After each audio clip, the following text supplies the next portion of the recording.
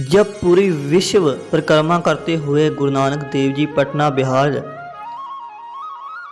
जिसे पहले पाटलिपुत्र कहा जाता था, वहां पहुंचे तो रास्ते में भाई मर्दाना जी ने गुरु जी से कहा, बहुत तेज भूख लगी है। गुरु जी ने कहा, मर्दाने थोड़ी दूरी पर गांव है, वहां पर बहुत स्वादिष्ट पकवान मिलेंगे।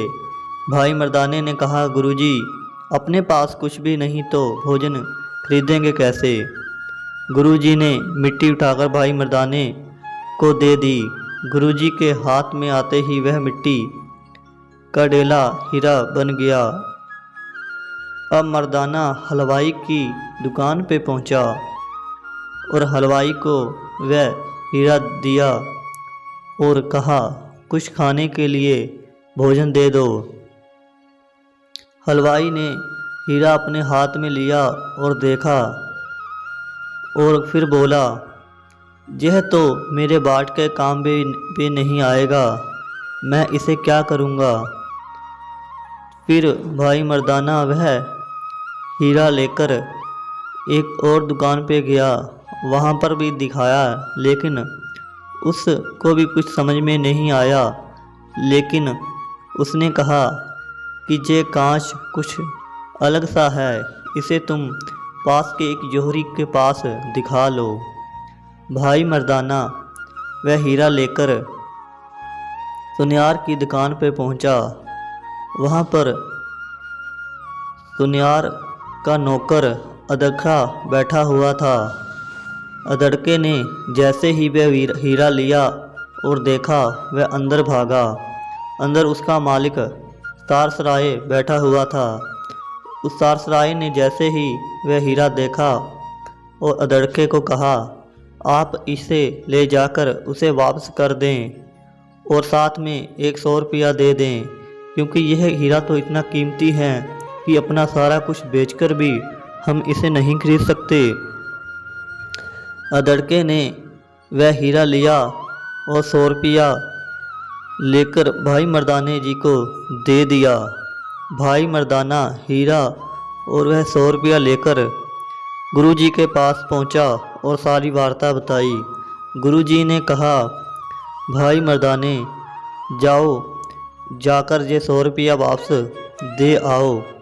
भाई मर्दाना जी वापस गए और वह 100 रुपया उन्हें वापस देना चाहा, लेकिन सारसराय ने वह पैसा वापस नहीं लिया और कहा, ये हमारी रीत है कि इतना कीमती हीरा देखने के भी हम पैसे देते हैं।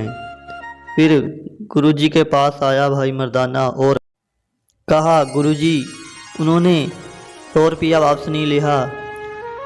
गुरु जी ने फिर भाई मर्दाने जी को भेजा और कहा, जाओ मर्दाने जी पैसे वापस देकर आओ और भोजन का प्रबंध करो। भाई मर्दाना जी फिर वापस गए और कहा, हमें ये पैसे नहीं चाहिए, हमें हीरा ले लो और भोजन खिला दो। सारसराय जो बहुत ही ईमानदार और नेक सुनियार था, उसने भोजन का प्रबंध किया और अपने नौकर दड़के को भेज दिया। अब भाई मर्दाना और दड़का गुरु जी के पास गए। गुरु जी ने प्रसादा ग्रहण किया, कुछ हिस्सा भाई मर्दाने जी को दे दिया और थोड़ा अदड़के को दे दिया। अदड़के ने कहा, गुरुजी मैंने तो भोजन खाया है, लेकिन आप कह रहे हो तो मैं भोजन जरूर करूँगा। जैसे ही अदड़के ने भोजन किया, उसके सारे द्वार खुल गए और वह गुरु का नाम जपने लगा।